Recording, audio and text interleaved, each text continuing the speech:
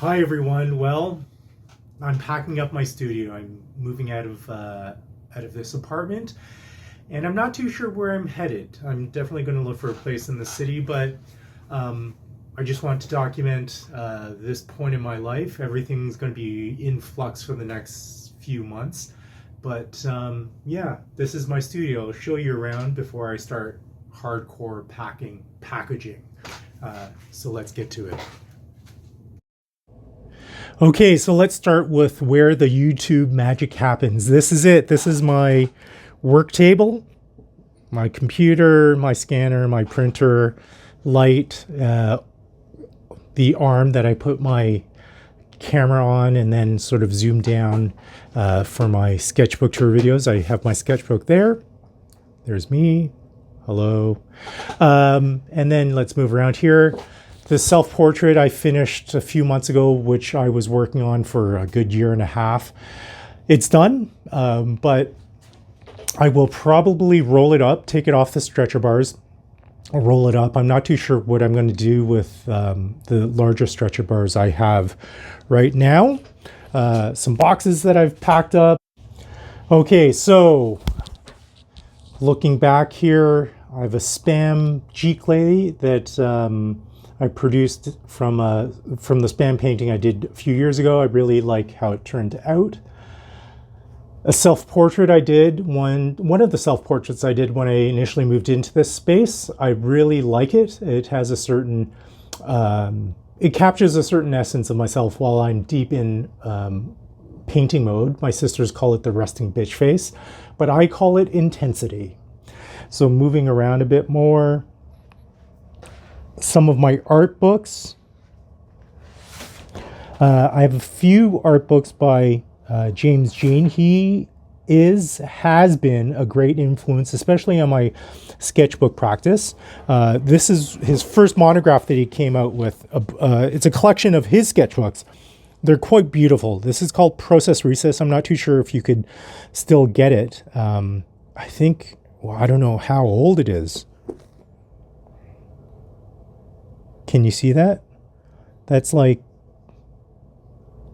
it came out in 05. Wow. Wow. I'm feeling old right now, but his sketchbooks are simply amazing. When he came out, he did a lot of color stuff, but he also drew a lot of stuff in pen, and that's where my kinship to pen started. But he used this particular pen. It was the biggest craze. I remember being a part of an online art community, and people were talking about his pen and trying to buy his pen, thinking that once they bought the pen, they would draw like him. Of course, that's not true, but it's amazing what a famous and very talented artist could do with their tools and how widespread that influences people. So check that out. Look at all his hands, man. Christ. Ah, beautiful. Such a beautiful, talented artist. Anyways, moving on. As you know, as you pack up, and I'm sure people have packed up in their lives, you unearth things. And I unearthed a bunch of drawings. I'm not too sure what to do with them. They're just kind of like sitting here. These were done during the COVID lockdown here in Canada. I had and still do have very generous friends during this time who were willing to sit for me for an hour over Zoom while I sketched them. Initially, I did pencil drawings of my niece, of my sister, of my friends, all in pencil, and they were kind enough to give me an hour out of their lives. And then once I got comfortable with pencil, I started using oils. Again, an hour sitting, just trying to get down the bare essentials. Let me try to get to some, there, my niece again. And it feels great. This paper is made for drawing, but I gessoed over it, and I like the quality of it.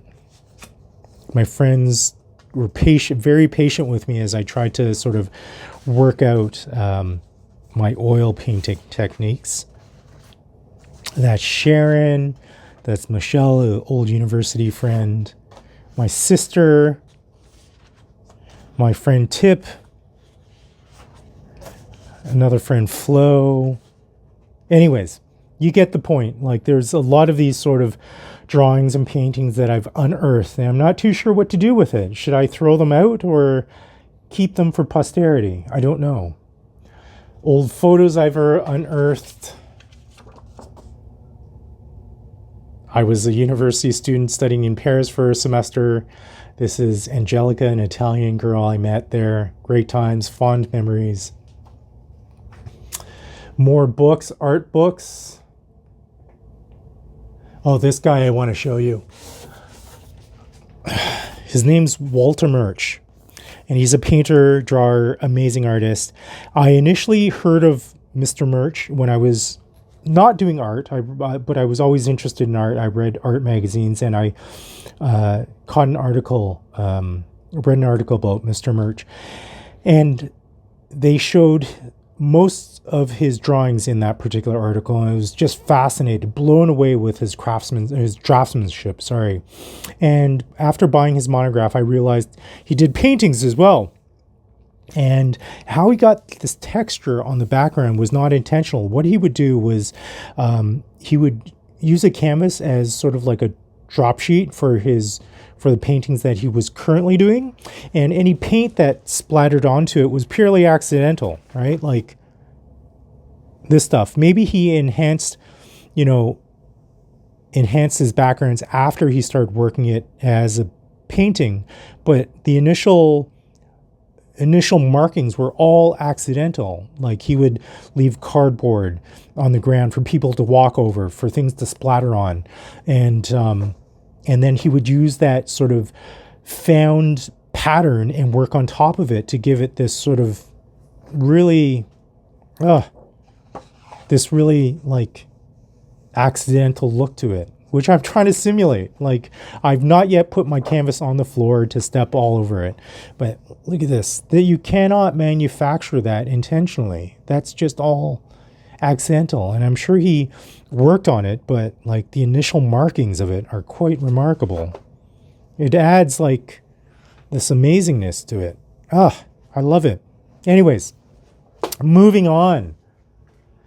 I'm into self-portraits a lot, as you know, if you've seen me and my mom when I was a scrawny teenager. Another painting back there. An artist friend I commissioned to do this piece. His name's Ben Selleck. He's in Toronto, and he works with these colored graffiti. Like, he punches out each of these pieces of different colored cardboard and assembles it into these sort of geometric shapes. Hopefully you can see those two circles in there. I think it's more clear here and then there.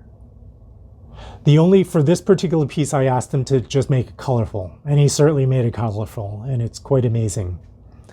And so, moving around, my stash of oil paints that I have to pack up.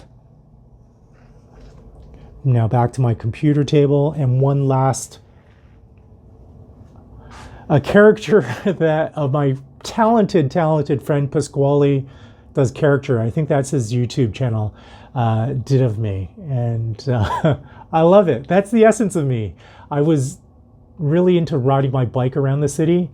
I take Aikido as well, so there's a black belt reference there, right there, and of course the easel on my back and me sweating on my bike. So that is it. That is my quick studio tour. I'm going to leave you with the messy scene there. Thank you for joining me. I'll see you at the next video. Bye for now.